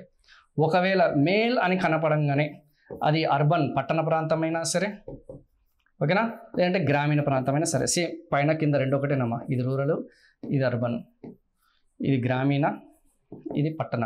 ఇక్కడ ఏమొస్తుంది, TS is less than India, అంతే కదా. సో ఇంతకు మించిన షార్ట్ కట్స్ నాకు తెలిసినంతవరకు ఎక్కడా కూడా ఇవ్వకపోవచ్చు, ఓకేనా. ఇంత డీటెయిల్డ్ అనాలిసిస్ అనేది ఈ షార్ట్ కట్స్ తెలుసుకుంటే మనకి ఆ ఫిగర్స్ అన్ని ఇప్పటి వరకు మీరు ఆ చూసిన చాలామంది తెలంగాణ సర్వే చూసే ఉంటారు, ఆ లేబర్ ఫోర్సు అవన్నీ మీకు గజిబిజిగా ఉండి ఉంటాయి, ఖచ్చితంగా కన్ఫ్యూజ్ ఉంటారు. ఇప్పుడు చూడండి ఎంత సింప్లిఫై అయిపోయింది. సో కోచింగ్ తీసుకున్నోడికి డిఫరెన్స్ ఏంటో తెలుసా, జాబ్ వస్తుంది, సెల్ఫ్ ప్రిపరేషన్ వాడికి కూడా జాబ్ వస్తుంది, కానీ తీసుకోని వాడికి లేట్ అవుతుంది అంతే. ఈ నోటిఫికేషన్ రాదు, నెక్స్ట్ క్యాలెండర్ ఇయర్ వస్తుంది అంతే. తీసుకున్నోడికి అరే ఇది మారదు కదా, 2022 అయినా మారదు, 2024 అయినా మారదు, సేమ్ ఉంటుంది. సో వాడు మైండ్లో 1, 2 సార్లు 3, 4 సార్లు రిపీట్ చేస్తుంటాడు. సో స్టాటిక్ పార్ట్లో కొంచెం మనకి ఇది అడ్వాంటేజ్ ఉంటుందమ్మా. దో డైనమిక్గా ఉన్నా కానీ టాపిక్స్ అన్ని కూడా 2 ఏళ్ళ వరకు 3 ఏళ్ళ వరకు ఇది మారదన్న సంగతి గుర్తుపెట్టుకోండి. So the unemployment rate is the percentage of unemployed persons in the labour force. So labour force అనేది ఎవరైతే లేబర్ ఫోర్స్లో not employed but actively seeking job, ఇవన్నీ కూడా మీకు తెలిసిందే కదా, ఐ థింక్ ఇవన్నీ కూడా చెప్పాను. సో ఇప్పుడు మనం చూసుకుంటే అన్ఎంప్లాయ్మెంట్ రేట్ అనేది రీసెంట్గా ఇప్పుడు మనకి సర్వేలో ఇచ్చింది ఏంటంటే, సో రీసెంట్గా అర్బన్ అన్ఎంప్లాయ్మెంట్ రేట్ అనేది మాత్రమే ఇచ్చాడు, అది కూడా కరెంట్ వీక్లీ స్టేటస్. ఆల్రెడీ మీరు అన్ఎంప్లాయ్మెంట్ చదివి ఉంటారు. అన్ఎంప్లాయ్మెంట్లో చూసుకుంటే కరెంట్ వీక్లీ స్టేటస్ అనేది మళ్ళీ అన్ఎంప్లాయ్మెంట్ అనేది వచ్చినప్పుడు, ఏదైనా టాపిక్ వచ్చినప్పుడు నేను డిస్కస్ చేస్తానమ్మా, అప్డేట్ అనేది ఇస్తాను, దట్స్ నాట్ ఎన్ ఇష్యూ. మనకి సర్వేలో ఉన్నదాన్ని మాత్రమే ఆ క్వార్టర్లీ పీరియాడిక్ లేబర్ ఫోర్స్ అనేది మాత్రమే ఉంది. సో ఆన్ అండ్ యావరేజ్గా చూసుకుంటే జాన్ 2023 నుంచి ఓకేనా మార్చ్ 2024 అంటే ఆల్మోస్ట్ 1 ఇయర్ కాలంలో చూసుకుంటే మనకి ఆల్మోస్ట్ అన్ఎంప్లాయ్మెంట్ రేట్ అనేది పెరిగిందా తగ్గిందంటే పెరిగిందనే క్లియర్గా తెలిసిపోతుంది.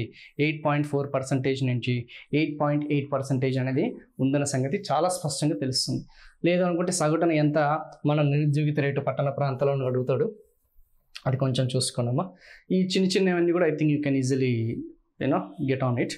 ఈ ఫిగర్స్ అనేది కూడా మీరైనా సరే ఓన్గా ఇంటర్ప్రిట్ చేస్తాను, లేదంటే పీడిఎఫ్ అనేది ఇస్తాను, ఓకేనా. ఆ పీడిఎఫ్ అనేది ఇస్తాను. Same unemployment rate in Telangana and all India, unemployment rate in Telangana and rural urban. So gender wise unemployment same అదే కాన్సెప్ట్ ఆ పీడిఎఫ్లో మీకు ఇచ్చేస్తాను, ఇది ఎక్కువ ఉంది ఇది తక్కువ ఉంది అనేది. కాకపోతే మీరైనా చూసుకోవచ్చు, మీకు ఆటోమేటిక్గా తెలుస్తుంది, ఓకేనా. సో మీరు అనగానే ఖచ్చితంగా మనకి 100% అన్ఎంప్లాయ్మెంట్ అనేది తెలంగాణలో ఎక్కువ ఉంటుంది. ఫీమేల్ అనగానే ఇక్కడ రివర్స్ ఉంది, అన్ఎంప్లాయ్మెంట్ అనేది ఎక్కువ ఉంటుంది. ఇవన్నీ కూడా మీకు స్టేట్మెంట్ వైజ్ ఇస్తాను. ఇప్పుడు చెప్పినా కానీ మనకి బెస్ట్ సేమ్ అదే సోది అదే ఇది ఉంటుంది. మీరు ఓన్గా ఇంటర్ప్రిట్ చేసుకోవడానికి ట్రై చేయండి. ఇలాగ ఇంతవరకు నేను చెప్పాను కానీ కేవలం అన్ఎంప్లాయ్మెంట్ అనేది నేను ఇస్తాను, మీరు ఓన్గా ఇంటర్ప్రిట్ చేయండి. అట్లీస్ట్ మీ బ్రెయిన్స్ అన్న కొంచెం అన్న యూజ్ చేస్తే కొంచెం బెటర్గా ఉంటుంది. సో ఇక్కడతోనే మనకి ఈ సెషన్ అనేది తెలంగాణకి సంబంధించిన ప్రస్తుత ఆర్థిక వ్యవస్థ మాత్రమే ఫినిష్ అయింది, సర్వే ఫినిష్ అవ్వాలి. జస్ట్ మనకి ఒక గ్లాన్స్ అనమాట, ఓకే ఇలా ఉంటుందా తెలంగాణ ఎకానమీ ఇనిషియేట్ చేస్తే ప్రారంభిస్తే ఇట్లుంటుందా అనేది ఒక ఐడియా మాత్రమే ఇచ్చాను. సో కాన్ఫిడెన్స్ అనేది తెప్పించాను, ఇట్లా చదివితేనే మనకి సెట్ అవుతుంది, వర్కౌట్ అవుతుంది అని చెప్పేసి ఒక క్లారిటీ అనేది ఇచ్చాను. నెక్స్ట్ మనం డిస్కస్ చేసుకోబోయేది బడ్జెట్. నెక్స్ట్ ఏం డిస్కస్ చేస్తామా, కంప్లీట్గా బడ్జెట్ అనేది ఫోకస్ చేస్తాను. ఆ బడ్జెట్లో ఇప్పుడు మన తెలంగాణ రాష్ట్రానికి ఉన్న మ్యాక్సిమం స్కీమ్స్ అన్నీ కూడా కవర్ చేసిరమ్మ. ఆ స్కీమ్స్ అన్నీ కూడా అక్కడే చెప్పేస్తా, బడ్జెట్లోనే చెప్పేస్తా. తెలంగాణ బడ్జెట్లోనే I cover all the schemes, ఎందుకంటే అందులో క్లియర్గా మెన్షన్ చేసింది కాబట్టి. కంప్లీట్గా మనకి అదృష్టం ఏంటంటే ఇంకా ఫుల్ ఫ్లెడ్జ్డ్గా అవ్వలేదు కాబట్టి, డాటా నెక్స్ట్ ఇయర్ కల్లా మనకి డాటా వస్తుంది కాబట్టి పైన మనకి మాత్రమే ఉన్నాయి కాబట్టి. బట్ ఎగ్జామినేషన్ ఏది అడుగుతాడో మొన్న రీసెంట్ క్వశ్చన్ పేపర్ చూసే కదా, దాన్ని కూడా దృష్టిలో పెట్టుకొని నేను చెప్తానమ్మా వాట్ ఈస్ వాట్ అని చెప్పేసి, ఓకేనా. సో బడ్జెట్లో స్కీమ్స్ కవర్ చేస్తాను, ఏ రంగానికి ఎంత కేటాయింపులు చేశారు. ఇంకా ఆ తర్వాత మనకి బడ్జెట్ అయిన తర్వాత స్కీమ్స్ కవర్ అయింటాయి, కొన్ని ఎక్స్ట్రా పాయింట్స్ అనేది కూడా కవర్ అయింటాయి కాబట్టి ఫైనలీ ఇంకా అగ్రికల్చర్ సెక్టర్ థర్డ్ యూనిట్కి వెళ్ళిపోదాం. Industrial sector, service sector, economic infrastructure, ఓకేనా. సర్వేలో ఎకనామిక్ ఇన్ఫ్రాస్ట్రక్చర్, సర్వేలో సోషల్ వెల్ఫేర్ ఏదైతే ఉందో దాని మీద మనం ఫోకస్ చేసినాం అనుకో, మ్యాక్సిమం అక్కడితోనే మనకి ఆ తెలంగాణ ఎకానమీ అనేది ఏదైతుందో మనకి ఫినిష్ అయిపోతుందమ్మా. So hope you just enjoyed.